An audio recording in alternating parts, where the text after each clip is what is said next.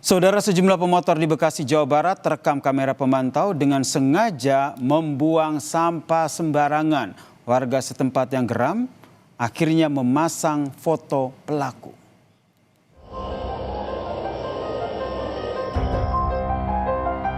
Kamera pemantau CCTV jadi saksi bisu.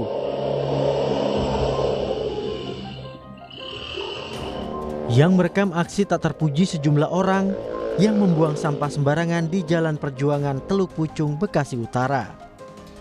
Satu persatu pengendara motor meninggalkan berkantong-kantong sampah di pinggir jalan. Aksi ini kerap terjadi pada malam hingga menjelang subuh. Geram dengan perilaku tersebut, warga setempat berinisiatif memasang foto para pelaku dari hasil tangkapan CCTV. Ini aja Pak, misalkan depan rumah kita nggak buang sampah tapi orang buang sampah, gimana keselnya? Gitu aja logikanya. Itu rata-rata orang mana sih Pak? Nggak tahu. Mungkin kayaknya orang jauh, kalau sekitaran sini saya nggak mungkin deh.